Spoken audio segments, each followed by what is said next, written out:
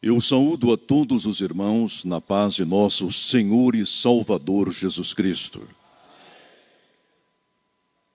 Esse Jesus tão maravilhoso, que salva, batiza no Espírito Santo, distribui dons espirituais, cura-nos as enfermidades segundo o seu querer e de acordo com a sua soberania, distribui dons espirituais, salva e, acima de tudo, prepara-nos para o arrebatamento da igreja.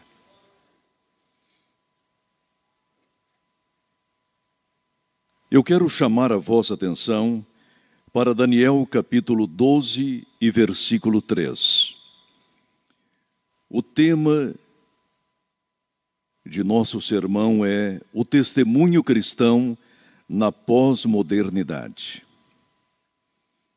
E, querendo Deus, falaremos sobre esse assunto. Sem Ele, nada podemos fazer aqui no púlpito. Somos ineficientes, mas com Ele falaremos a sua palavra. Daniel capítulo 12, versículo 3 diz: Os que forem sábios, pois, resplandecerão como o fulgor do firmamento, e os que a muitos conduzirem à justiça, como as estrelas, sempre e eternamente. Agora, Filipenses capítulo 2 e versículo 15. Para que vos torneis irrepreensíveis e sinceros, filhos de Deus inculpáveis no meio de uma geração pervertida e corrupta, na qual resplandeceis como luzeiros no mundo.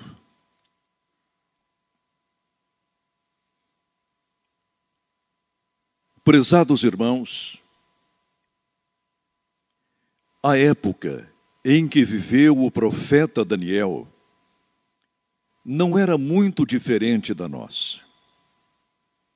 Hoje falamos muito em pós-modernidade,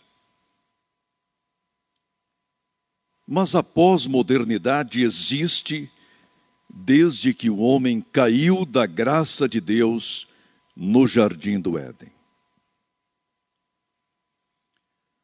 O que é a pós-modernidade? É a filosofia que tem por objetivo substituir Deus em todas as atividades e circunstâncias humanas. A pós-modernidade significa criar ídolos em todos os lugares, ainda que esses ídolos não sejam conhecidos como ídolos, mas como ideias, filosofias, alternativas não religiosas, apesar de em si tais alternativas sejam essencialmente religiosas.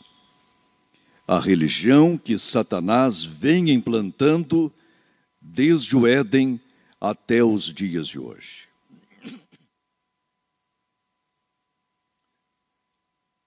Em Babilônia, o jovem Daniel, que lá chegou por volta do ano 606 ou 596 antes de nossa era, em Babilônia, repito, Daniel começa a dar um testemunho e deixa-nos um exemplo para que o sigamos sempre em nossa vida cristã pentecostal.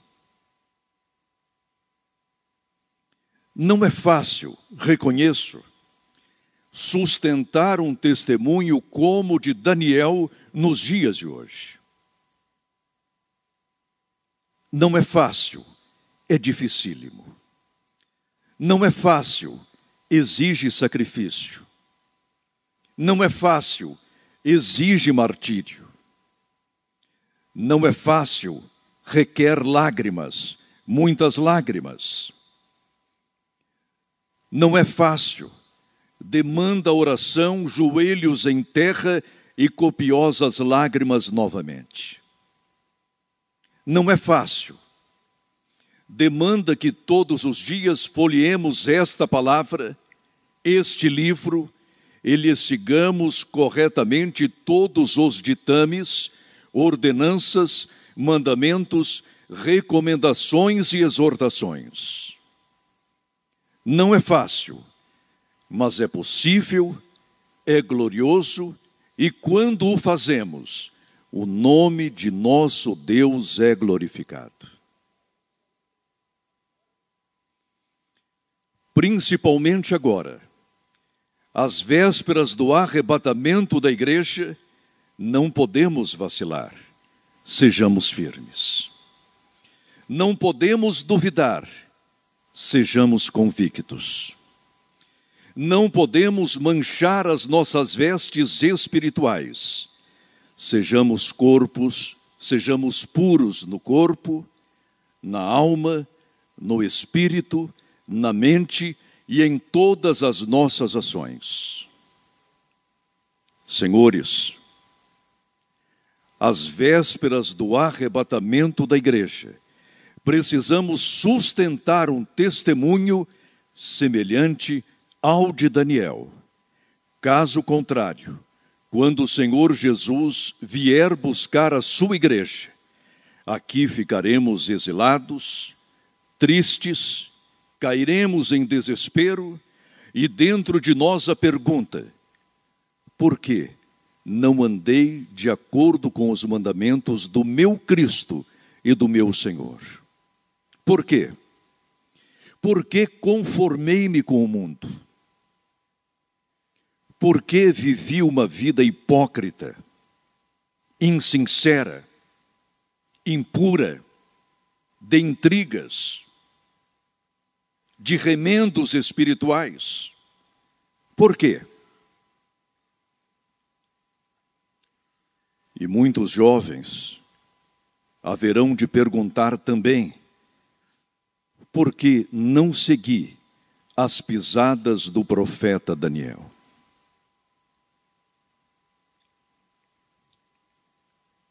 Ponto número 1. O testemunho cristão tem como fundamento a nossa não conformação com o mundo.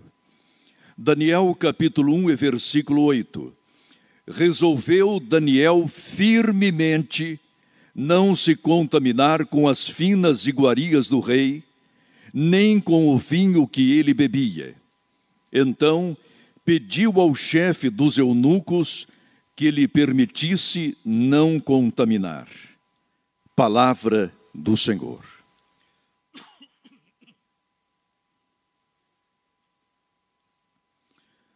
Daniel, ao chegar à Babilônia, não passava de um adolescente, talvez com 15, 16 ou 17 anos. Era um adolescente, mas tinha certeza acerca de sua fé, era convicto e sabia que estava lá por uma determinação divina. Ele e os seus 3 companheiros estavam lá, repito, porque Deus os enviara para lá, a fim de testemunhar acerca do único e verdadeiro Deus. Estavam longe de sua terra. Judá já não existia. Jerusalém estava prestes a ser destruída, e com ela o Santo Templo, e com o templo todas as liturgias judaicas. Até o Santíssimo Lugar seria destruído. A arca, dentro em pouco, não mais existiria, e de acordo com Jeremias capítulo 13, versículo 16, estava para ser destruída e certamente cairia no esquecimento do povo de Israel. E aquele jovenzinho, em Babilônia, tinha uma firme resolução: manter-me-ei puro aqui, como se estivesse em Judá, como se vivesse em Jerusalém, como estivesse no Santo Templo, como entrasse no lugar santíssimo, como estivesse a abrir a arca da aliança e ler cada um dos 10 mandamentos em 2 tábuas. Esta era a sua resolução, uma resolução firme, corajosa, audaz, bastante eficaz. Daniel não estava disposto a manchar as suas vestes espirituais. Por quê? Porque fora ensinado em sua casa, nos cultos domésticos que o seu pai e a sua mãe realizavam, a não se contaminar. E observem que a nação de Judá, por essa época, já havia caído da graça.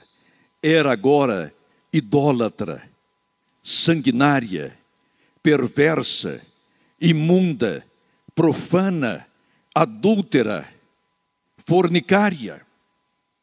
Havia abandonado o verdadeiro Deus, mas em 4 lares pelo menos, os cultos domésticos eram realizados, e aqueles jovenzinhos chegaram à Babilônia com a firme resolução de não se contaminarem. Daniel, Sadraque, Mesaque e Abednego, 4 jovens devidamente preparados para uma grande provação. Será que estamos preparando os nossos jovenzinhos a serem puros? Ou melhor, será que estamos preparando as nossas crianças, as nossas queridas criancinhas tenras ainda, a não se contaminarem com o mundo?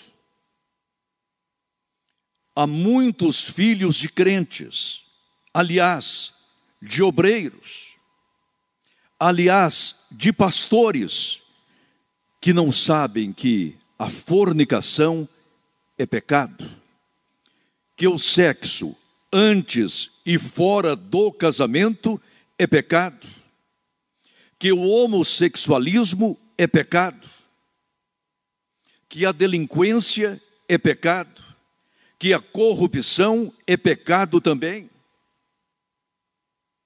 Os nossos jovens precisam saber, aliás, têm de saber, devem saber, que precisam ter uma vida pura e imaculada diante de Deus e dos homens. Mas não é assim que muitos pais estão preparando seus filhos. Por falta do culto doméstico, por falta da leitura desta palavra, estamos perdendo os filhos em nossas casas. Eles já não têm esta firme resolução de Daniel, de estarem em Babilônia, e é o mundo de hoje, e ali ou aqui, sustentarem um firme testemunho diante de Deus.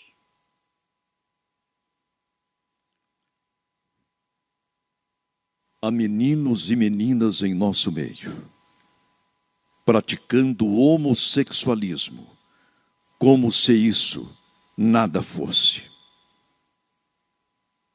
Não foram doutrinados pelos pais, que comodamente deixaram a sua educação por conta de um estado profano, esquerdista, que não tem nenhum compromisso com a família, que procura destruir esta palavra.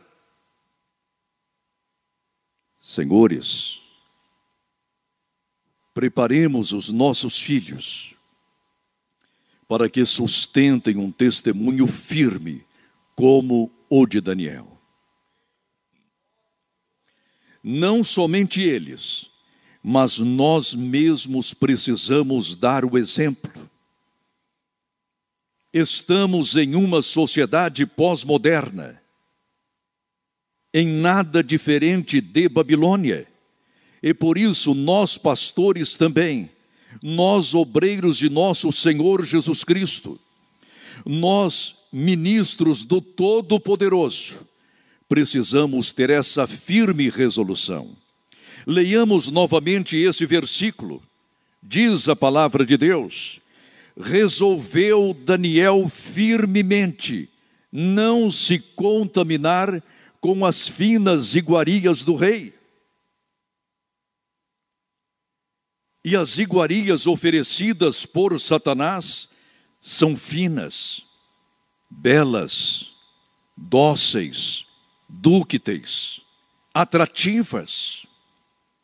A filosofia com que Satanás procura atrair-nos vem, via de regra, em baladas, num palavreado todo bonito, acadêmico, elevado.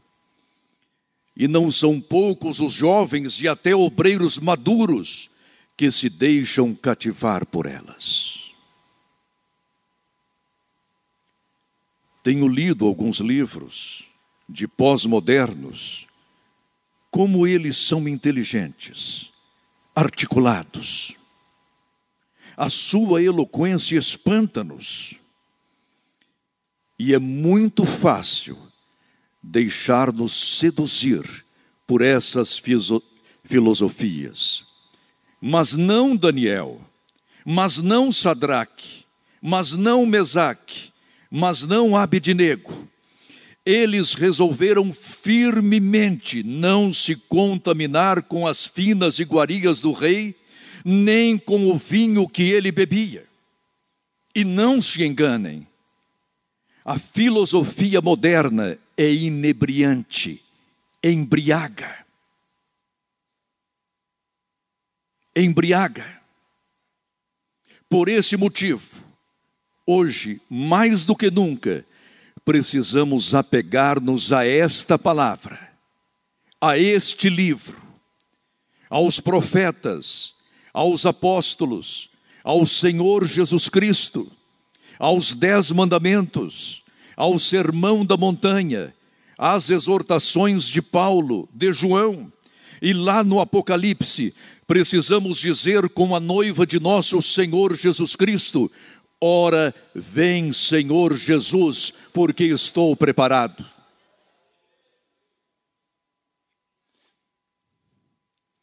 Então pediu ao chefe dos eunucos que lhe permitisse não se contaminar. Ou, noutras palavras, não se trata aqui de uma permissão. Aqui sim temos uma retórica muito bela, mas uma retórica testemunhal. Na verdade, Daniel e os seus 3 companheiros ali estavam para declarar a sua nacionalidade, o seu povo, a sua fé, o seu credo, a sua disposição, a sua pureza e, inclusive, a sua coragem de mártir. Sim, Daniel estava declarando a sua coragem de mártir. Se fosse preciso, ele morreria por sua fé. Será que estamos dispostos a morrer pela nossa fé, pelo nosso credo, pela nossa crença, pelos nossos valores? Será? Ou já estamos conformados a este mundo, demasiadamente, que hoje temos medo e já somos covardes? Temos medo e procuramos fugir? Temos medo e nos escondemos atrás de uma filosofia? Neste momento, o Senhor Jesus requer de sua igreja uma disposição martirial. Somos mártires em potenciais, e não se espantem se alguns de nós formos escolhidos pelo Senhor para fecharmos a nossa vida aqui na terra com o próprio sangue.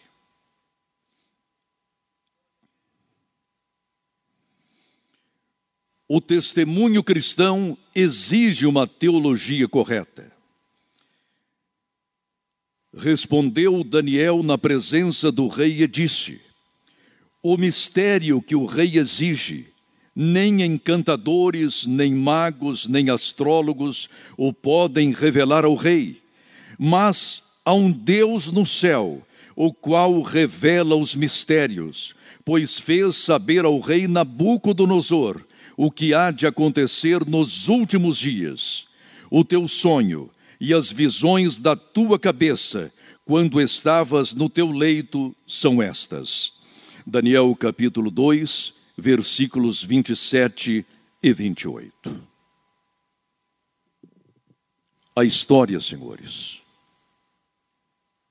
é bem conhecida. Nabucodonosor tivera um sonho teológico, um sonho histórico, um sonho escatológico acerca do programa de Deus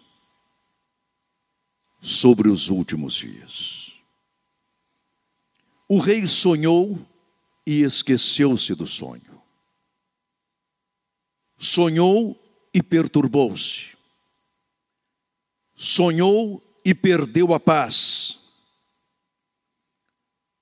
Sonhou e viu-se em alvoroço. No outro dia, chama os astrólogos, e estes não lhe podem aplicar uma hermenêutica correta àquele sonho, porque o rei nem do sonho se lembrava. Vieram os astrólogos, impotentes. Chegaram os caldeus, impotentes. E o rei, perturbado, resolveu decretar a morte de todos eles. E nesta classe, providencialmente, estava Daniel e os seus 3 companheiros. Ele não era astrólogo, mas ali estava, providencialmente. Ele não era caldeu, mas providencialmente estava ali. Ele não era vidente também, mas providencialmente estava ali. Não raro, o Senhor Deus coloca-nos em lugares estratégicos para que lhe prestemos um testemunho de fé, coragem, audácia, determinação e até martírio. Ali estava Daniel. E o rei já havia lavrado o decreto. E aqueles sábios todos, de acordo com o mundo, disseram para o rei: o que o rei requer, o que o rei exige, o que o rei demanda, nenhum sábio, nenhum astrólogo, nenhum vidente,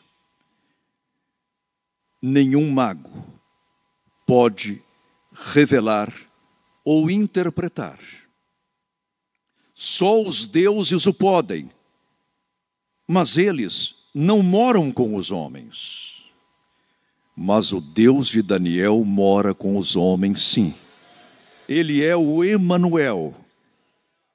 Ele é o Deus conosco. E Daniel foi procurar o rei.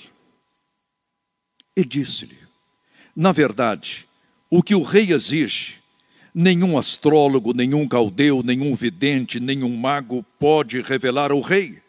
No entanto, há um Deus no céu. Irmãos, nós precisamos apresentar-nos diante da sociedade com uma teologia correta, com uma teologia certeira. E às vezes esquecemos-nos de nossa vocação celestial. Vejam a situação do nosso país. O nosso país está em crise e não nos apresentamos às vezes com uma teologia correta e preferimos fazer uma política partidária, ineficiente e às vezes profana diante do nosso Deus. O Brasil está em crise e não levamos esta palavra ao prefeito, ao governador, ao presidente, aos legisladores, aos juízes supremos. Escondemo-la conosco, temos vergonha dela, mas a solução para o nosso país está aqui na Bíblia Sagrada.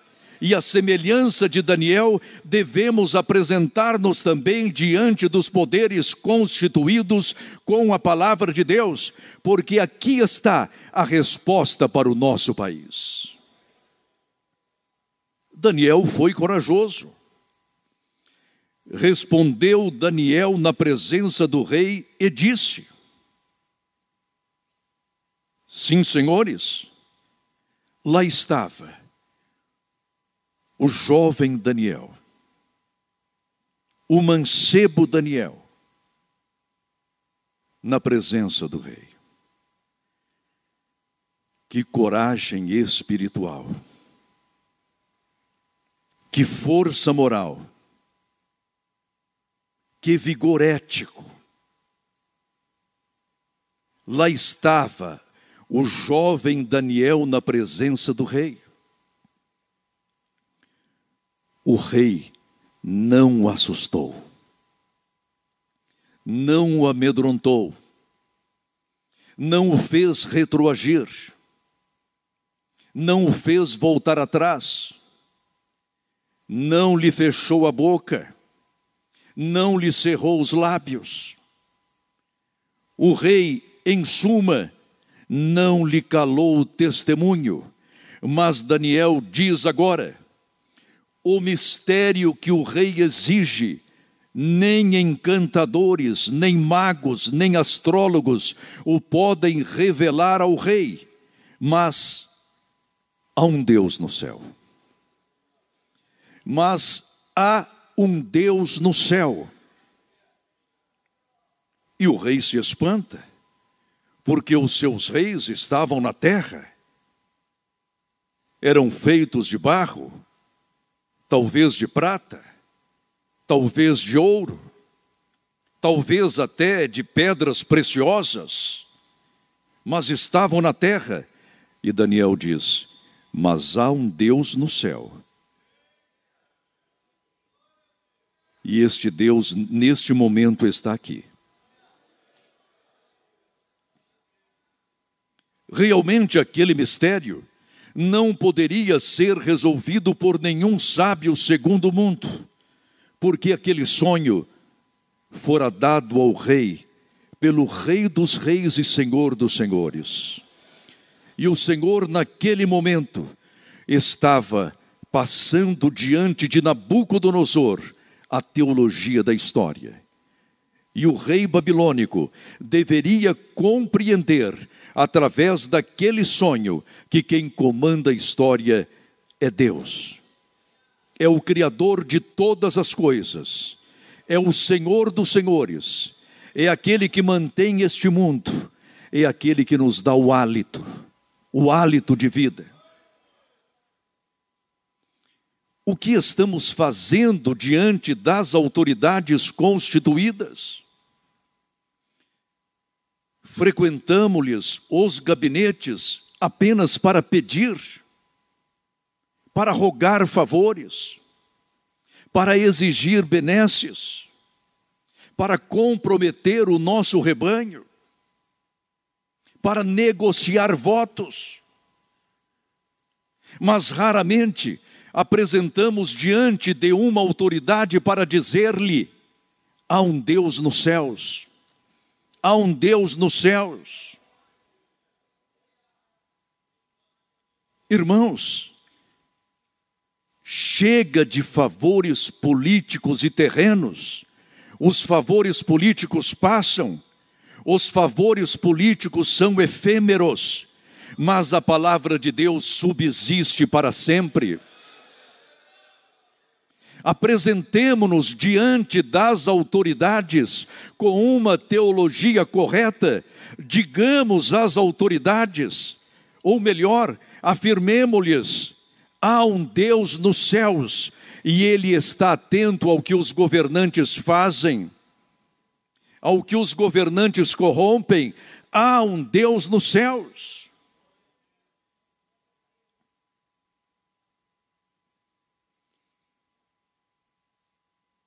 E Deus declarou ao rei o que há de acontecer nos últimos dias. Até aquele instante, Nabucodonosor julgava-se Rei de reis, Senhor de senhores. Era divinizado, era incensado como se fora Deus, sendo apenas homem, e homem mortal. Mas a partir deste encontro com Daniel, Nabucodonosor começa a conscientizar-se de que, de fato, há um Deus no céu. O prefeito de sua cidade sabe que há um Deus no céu. O governador deste estado sabe que há um Deus no céu. A Assembleia Legislativa sabe que há um Deus no céu.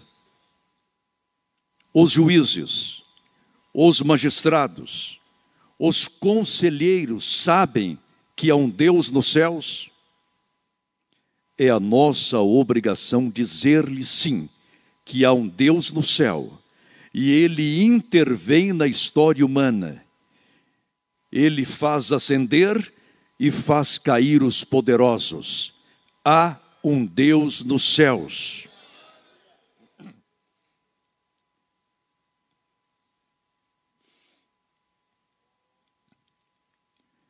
O testemunho cristão evidencia-se pelo exercício da consciência cristã. Daniel 3, versículos 17 e 18, diz: se o nosso Deus, a quem servimos, quer livrar-nos, Ele nos livrará da fornalha do fogo ardente e das tuas mãos, ó Rei. Senão, fica sabendo, ó Rei, que não serviremos a teus deuses, nem adoraremos a imagem de ouro que levantaste.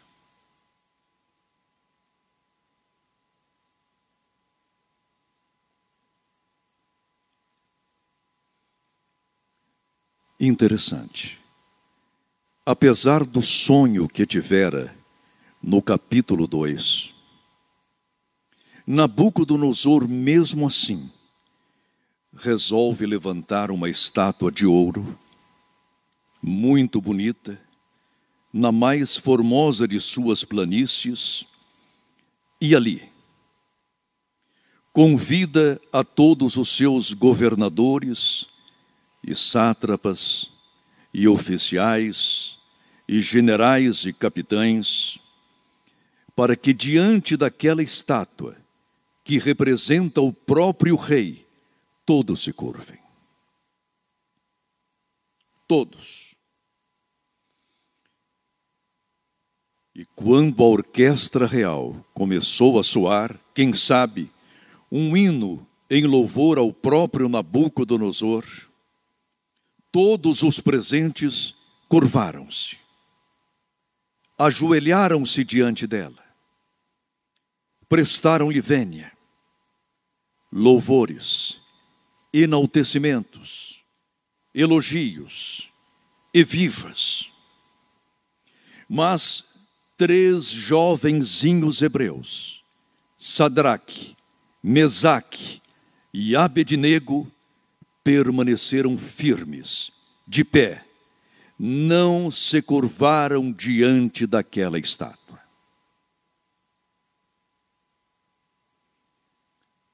Daniel provavelmente estava numa missão em alguma província distante, porque se estivesse ali, estaria também firme, de pé, porque era um varão muito corajoso. Os governantes querem e já exigem que nós os adoremos, que nós coloquemos o Estado acima de Deus, que coloquemos os nossos símbolos acima da Bíblia Sagrada. Os símbolos pátrios têm de ser respeitados, sim, adorados não. Idolatrados não. Somente a Jerusalém celeste permanecerá para sempre, pois construída e arquitetada pelo mesmo Deus. As nações terrestres um dia desaparecerão, mas a minha cidade querida, a Jerusalém celeste, onde a percorreremos de norte a sul, permanece eternamente, pois arquitetada e construída, repito, pelo próprio Deus. E os 3 jovenzinhos mantiveram-se de pé, firmes, corajosos, resolutos, audazes, cabeça erguida, olhos voltados para o céu. Eles sabiam perfeitamente que seriam mortos, martirizados, mas nada temeram. Não tiveram medo do rei, nem de seu decreto, nem de sua carranca, nem dos fortes soldados que ali estavam. Precisamos dessa consciência. Precisamos de uma consciência cristã para não perdermos a nossa alma e sermos lançados no lago de fogo.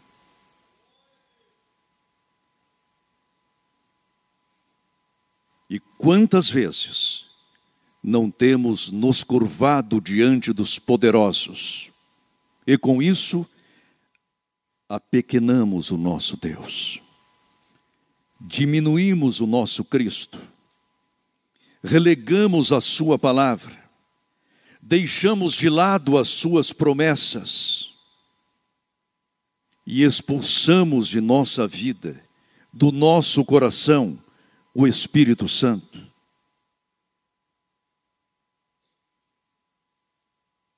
Moço e moça, sejam firmes. Não temam os assédios morais. Que você perca o seu emprego, mas não perca a sua alma. Que você perca a sua posição tão arduamente conquistada, mas não perca o amor do Cristo de Deus. Mantenha-se firme. Não tema a carranca dos poderosos. Eles cairão um dia, eles perecerão um dia, mas você, como filho de Deus, há de refulgir eternamente ao lado de nosso Senhor e Salvador Jesus Cristo. Isso significa que nós, como cristãos, como seguidores de nosso Senhor Jesus Cristo, não podemos dizer sim ao Estado em todas as ocasiões. É claro que Paulo diz-nos que devemos obedecer às autoridades, pois estas foram constituídas por Deus. Todavia, a partir do momento que um decreto governamental fere esta palavra, ou estes decretos, nós optaremos sempre pela Bíblia, a palavra de Deus. A palavra inspirada de Deus, a palavra inspirada e inerrante de Deus, a palavra inspirada e inerrante e completa e absoluta e soberana de Deus. É a esta palavra que nos curvaremos.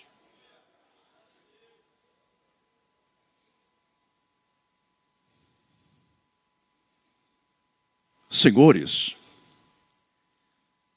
se o Estado decreta, por exemplo, que o aborto não é mais crime, vamos nos conformar com esta situação? Vamos, a partir de agora, matar os nossos bebês? Assassiná-los? Lançá-los ao Nilo? Se o Estado decreta que a eutanásia não é mais crime, mataremos os nossos doentes e velhinhos? Se o Estado decreta, como já decretou, que o divórcio não é mais proibido? Dispensaremos os nossos cônjuges? Mandaremos as nossas esposas embora? Despedi-las-emos com lágrimas nos olhos? Não, senhores. Acima do Estado e destas leis iníquas está a palavra de Deus.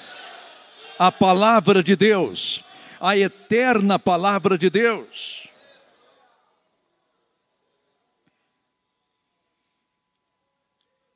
Na Alemanha, durante a Segunda Guerra Mundial, levantou-se um homem com a mesma resolução de Sadraque, Mesaque e Abednego, o pastor Dietrich Bonhoeffer. E ele, juntamente com outros pastores, igualmente corajosos, fundou a Igreja Confessante da Alemanha. Muitas igrejas evangélicas e protestantes alemãs aceitaram em seu púlpito a suástica, mas a Igreja Confessante mantinha lá a cruz de Cristo. E a Igreja Confessante diz não a Hitler, e sim ao Senhor Jesus Cristo.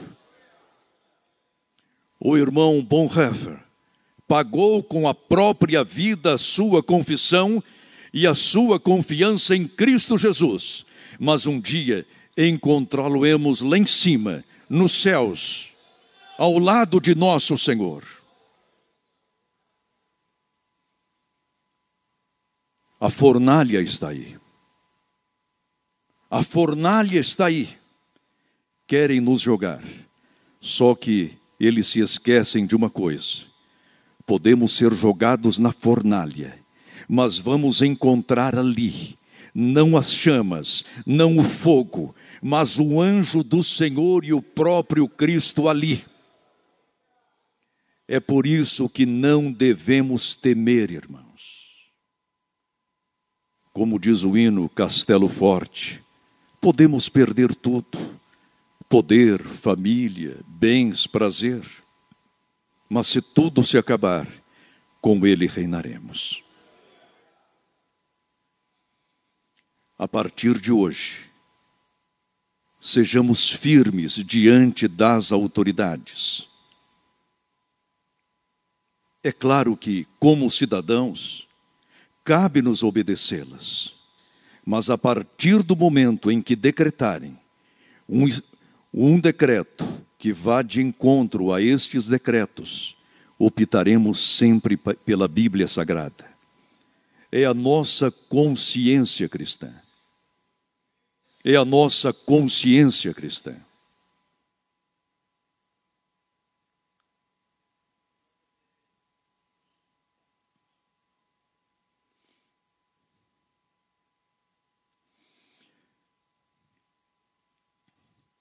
O testemunho cristão destaca-se através de um relacionamento profético com os poderosos. Portanto, ó Rei, aceita o meu conselho e põe termo pela justiça em teus pecados e em tuas iniquidades, usando de misericórdia para com os pobres, e talvez se prolongue a tua tranquilidade. Daniel 4 e versículo 27. Nabucodonosor, apesar de suas experiências com o Deus vivo e verdadeiro, com o Deus de Daniel,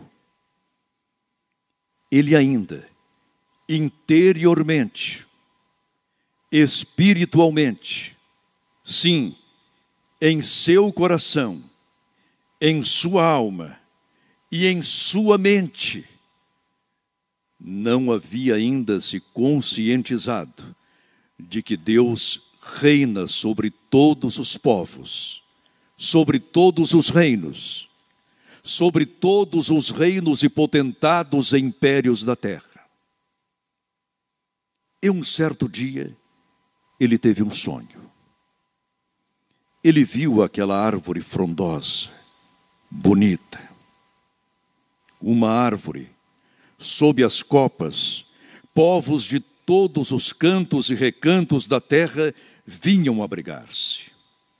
Mas de repente, aquela árvore foi cortada.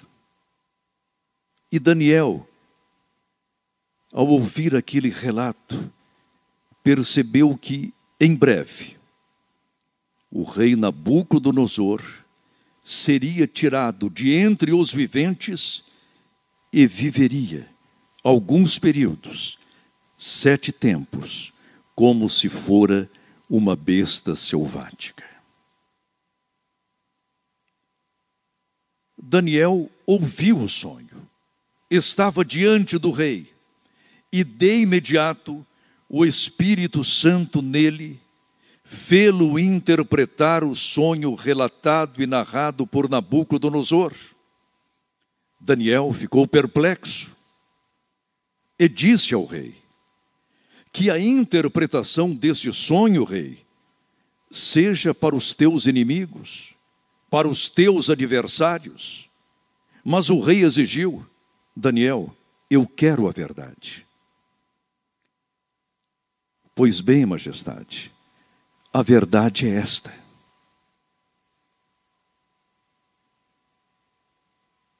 tu, por causa de teus pecados, de teu orgulho, de tua vaidade, de teu ensimesmamento, serás tirado de entre os viventes e passarás este período entre as bestas, entre os seres selváticos. E o rei, aparentemente, se esqueceu daquele conselho. E um dia, contemplando Babilônia, diz ele: não é esta Babilônia que eu construí? Eis os seus jardins, os seus vergéis, as suas belezas. Até parece o paraíso, e realmente se mostrava um paraíso aquela cidade. Mas de repente, vem um decreto, e com o decreto a sentença, e com a sentença a triste realidade. Eis agora Nabucodonosor entre as bestas feras. Daniel não bajulou o rei, não elogiou o rei fora de hora, mas com educação e com temor, disse-lhe a verdade. Este deve ser o nosso relacionamento com os poderosos. Quantos prefeitos e governadores poderiam estar hoje nos céus se tivéssemos agido como Daniel, com coragem, com uma teologia correta, dizendo-lhes para que se arrependam de suas corrupções, de seus pecados, de suas profanações? Quantos potentados hoje poderiam estar entre nós desfrutando desta tão grande salvação, se nós tivéssemos coragem espiritual e moral? E se lhes tivesse mostrado a Bíblia Sagrada como a suprema palavra de Deus? Chega, senhores, de elogiar os poderosos, respeitemo-los sim, prestemo-lhes sempre as devidas vênias, mas não os bajulemos mais. Quando errarem, mostremos-lhes a verdade. Quando eles se desviarem, mostremos-lhes o verdadeiro caminho a seguir.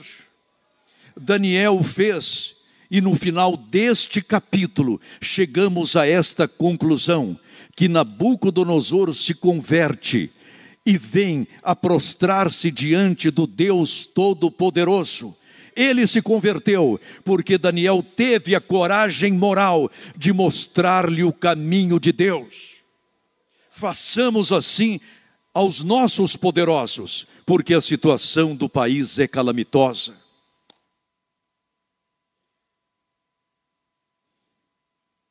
Mas como poderemos ter essa força moral se estamos sempre batendo a porta dos gabinetes dos prefeitos e governadores e até da presidência, buscando favores dispensáveis. De que forma?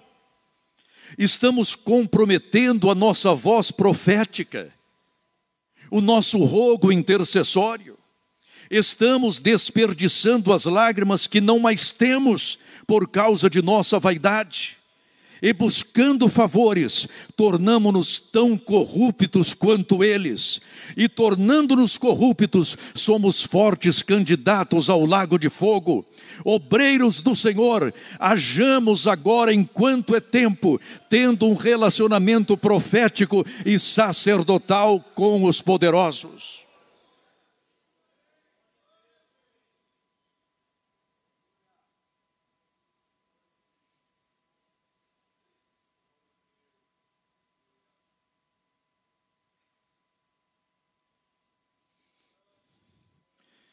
O testemunho cristão destaca-se por uma vida incorruptível. Então respondeu Daniel e disse na presença do rei: os teus presentes fiquem contigo, e dá os teus prêmios a outrem. Todavia, lerei ao rei a escritura, e lhe farei saber a interpretação. Belsazar, naquela noite fatídica, chamou as suas mulheres, as suas concubinas, as suas prostitutas oficiais, chamou os seus grandes e poderosos, e ei-los aí. E não satisfeito ainda, manda buscar os cálices e vasos sagrados que estavam em Jerusalém e que foram trazidos pelo seu pai Nabucodonosor. E ali queria beber neles, dando louvas aos seus deuses. E assim o fez. De repente, na parede, o dedo de Deus. Mene, mene, tekel, ufarsim. Contado, pesado e dividido. E o rei, aturdido e já apavorado, e já amedrontado, com as pernas bamboleando, manda chamar os astrólogos, e estes não conseguem ler nem interpretar a escritura. Chegam os magos, os videntes, os mentirosos e bajuladores oficiais, tidos como sábios, e nenhum deles consegue ler a escritura. Mas a mãe do rei diz: há um homem aqui, esquecido em teu reino, desprezado em tua administração, relegado em teu governo e maltratado pelos teus grandes. Um homem já velho, idoso, encanecido, que pode ler essa escritura. Este homem era o conselheiro de teu pai, Nabucodonosor. E o rei manda-o chamar. E apresenta-se agora diante de Belsazar, não mais o jovenzinho Daniel, não mais o moço Daniel, não mais o homem Daniel, mas o ancião e encanecido Daniel. E o rei promete-lhe: se me leres esta escritura, se a interpretares, eu te darei estes e aqueles presentes, e no meu reino serás o terceiro. Daniel, firmemente, ainda que debilitado pela idade, e diz-lhe: os teus presentes, as tuas maletas de dólares e reais, os teus favores governamentais e as tuas nomeações corruptas fiquem contigo. E eu, o terceiro em teu reino, para quê? Um reino que já não existe. Fiquem com todos os teus favores. No entanto, eu lerei a Escritura. Contado, pesado e dividido. A partir desta noite, o teu reino será dividido entre os persas e os medos. É assim que devemos agir diante de um governo corrupto,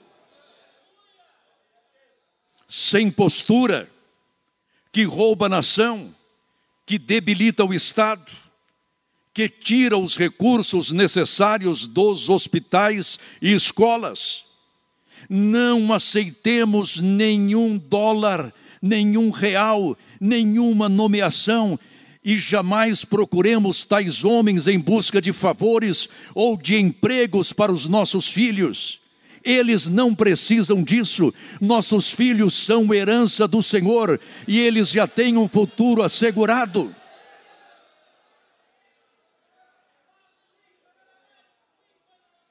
O que você pode comprar com aquela maleta de dólares ou de reais? Apenas uma coisa: a tua passagem para o lago de fogo, só isso.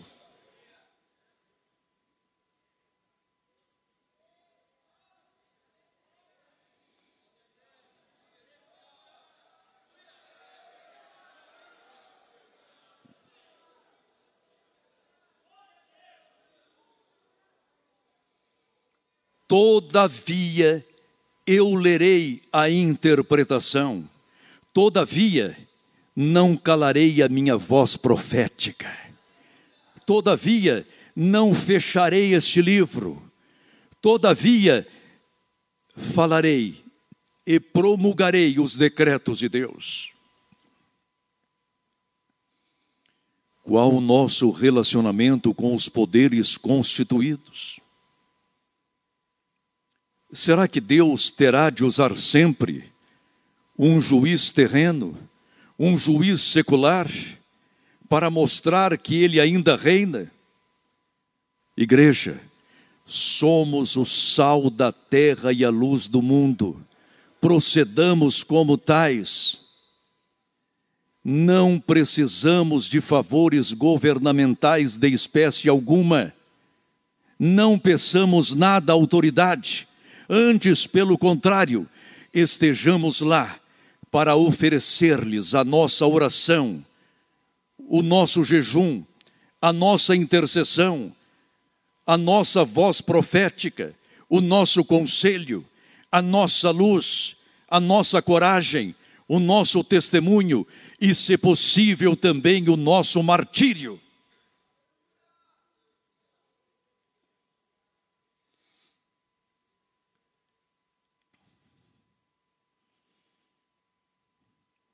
O testemunho cristão exige uma vida de íntima comunhão com Deus. Daniel, pois, quando soube que a Escritura estava assinada, entrou em sua casa e em cima no seu quarto, onde havia janelas abertas ao lado de Jerusalém, 3 vezes por dia se punha de joelhos e orava e dava graças diante do seu Deus, como costumava fazer. Daniel 6:10. Que história bonita. No capítulo 3, lá estavam Sadraque, Mesaque e Abednego, prestes a serem martirizados. E Daniel, não sabemos onde estava, talvez em uma missão distante. Mas agora apenas Daniel e os seus 3 companheiros já não estavam consigo. Talvez já estivessem com o Senhor, ou em uma outra província. Mas esta provação era especialmente voltada para Daniel. Cada um de nós de per si, tem a sua própria provação e o seu próprio martírio. Os ministros de Dario, querendo eliminar Daniel, fizeram o quê? Bajularam o monarca, elogiaram-no demasiadamente e induziram-no a assinar um decreto para que no espaço de 30 dias nenhuma petição fosse feita a Deus algum, senão ao rei. Calculem o entrave burocrático se esta lei tivesse vigorado por muito tempo. Quantas petições às portas do rei. Daniel, quando soube,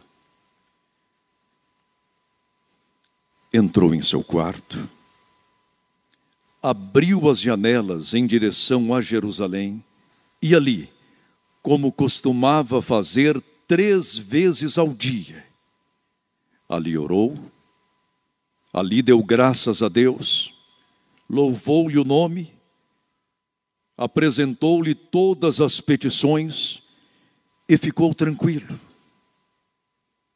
O que nós faríamos em seu lugar?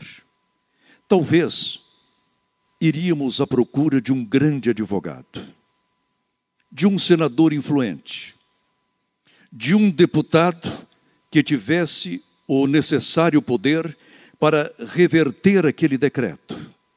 Não com Daniel, não com o profeta, não com o homem muito amado.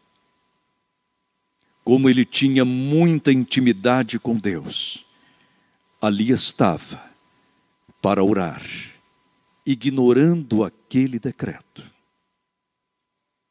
Ele foi denunciado, sim. Ele foi jogado à cova dos leões, sim.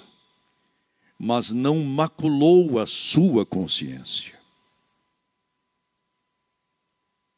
Quando injuriado, não replique, ore.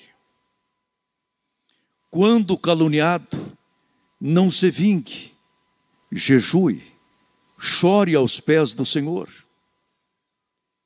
Quando injustiçado, não procure apresentar de imediato as suas causas, ou as suas razões, ou os seus muitos realizares.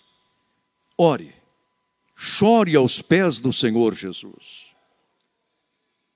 E se jogado na cova dos leões, fique tranquilo, porque é lá que vamos ter a nossa maior experiência com o Senhor Jesus Cristo. Assim, Daniel. Hoje, no entanto, estamos a defender os nossos direitos com unhas e dentes, tornamo-nos animais na defesa de nossos direitos. Mas o Senhor quer que hajamos como ovelhas e cordeiros, porque o bom pastor tem um cajado capaz de defender-nos, uma vara capaz de guiar-nos, alimentos necessários para alimentar-nos, águas pacíficas para dessedentar-nos a sede. Assim, Daniel, estamos caminhando para o final.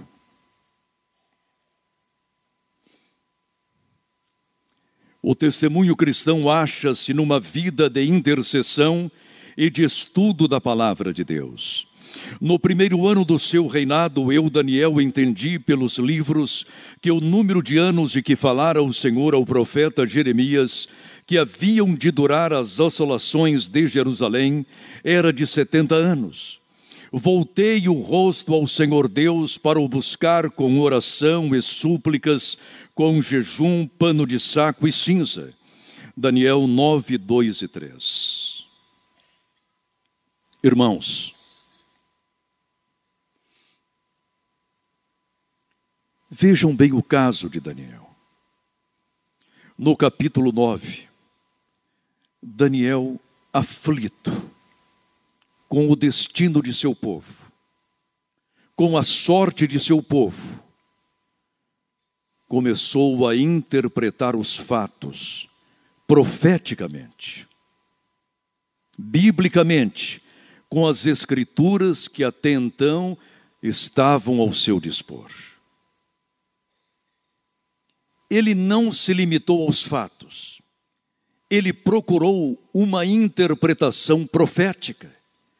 E o mesmo deve acontecer conosco. Nós lemos os jornais todos os dias, 2, 3, 4 jornais e outras revistas, mas às vezes não nos voltamos para as Escrituras Sagradas para saber o que Deus está fazendo no mundo. John Wesley lia o jornal todos os dias dizia ele, para saber o que Deus estava fazendo no mundo. Então, tenhamos em uma mão o jornal e na outra a Escritura.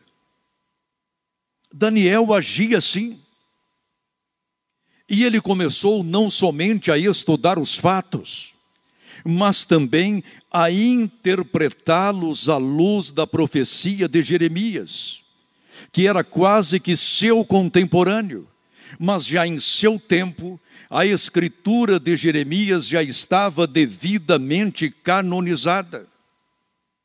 Senhores, esta deve ser a atitude de um homem de Deus, e juntamente com o estudo dos fatos e das profecias, Daniel começou a orar e a jejuar e a interceder pelo seu povo.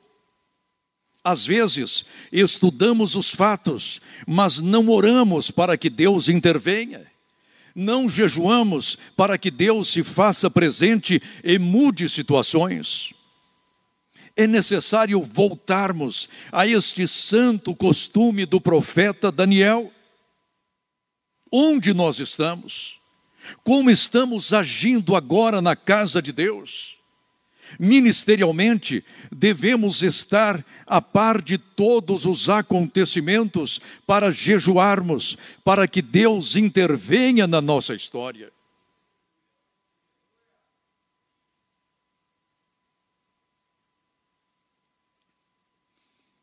Quando o governo esquerdista instalou-se em nosso país, o que fizemos?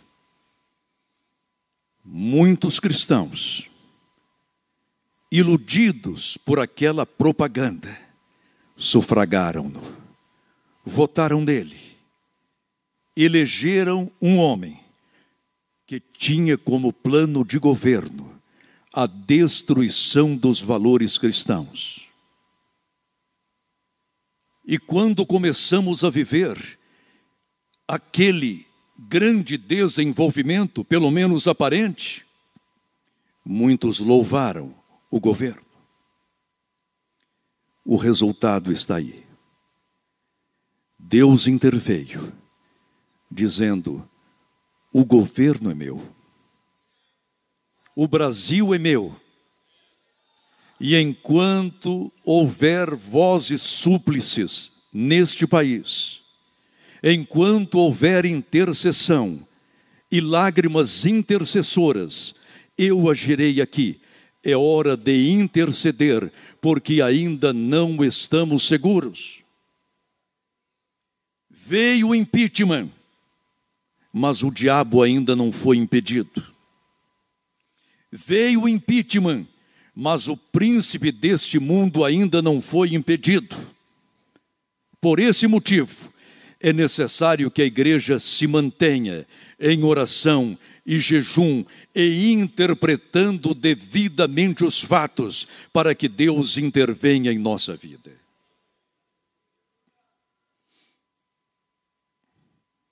Finalmente, o testemunho cristão está na perseverança e na perspectiva teológica. Tu, porém, Daniel, segue o teu caminho até o fim, pois descansarás e ao fim dos dias te levantarás para receber a tua herança. Daniel capítulo 12, versículo 13. Estamos em uma situação muito difícil, O Senhor precisa de homens e mulheres puros. Então, caminhemos até o fim. Cheguemos até o fim. Sejamos perseverantes, porque o Rei está voltando. O Senhor exige também pessoas dispostas a se martirizarem pela fé. Então, caminhemos até o fim com o Senhor Jesus Cristo, porque no final de todas as coisas é que descansaremos. Que o nosso testemunho seja firme, santo. Exortemos os nossos filhos, irmãos, a que sejam santos. Que as nossas filhas sejam santas. Criemos os nossos meninos como varões e as nossas meninas como varoas. Não vamos aceitar de forma alguma, nem nas escolas, a ideologia de gêneros.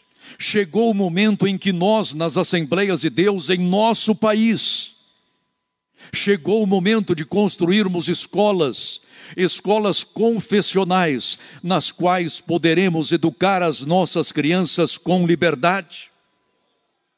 Façamos isto. Vamos ensinar as nossas crianças a dizerem não ao Estado quando permissivo, não ao Estado quando profano, não ao Estado quando lascivo, não ao Estado quando criminoso, não ao Estado quando quer destruir os lares pelo aborto e pela eutanásia.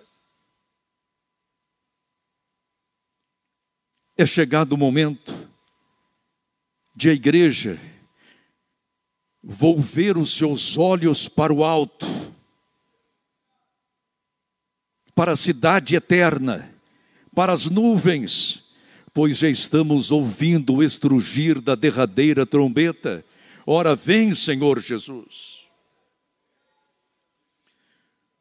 Tu, porém, pastor, segue o teu caminho até o fim. Tu, porém, evangelista, segue o teu caminho até o fim. Tu, porém, obreiro, segue o teu caminho até o fim. Tu, porém, obreira, segue o teu caminho até o fim. Tu, jovem, segue o teu caminho até o fim. Tu, igreja, segue o teu caminho até o fim, pois descansarás e ao fim dos dias te levantarás para receber a tua herança. Aleluia! E que Deus nos abençoe.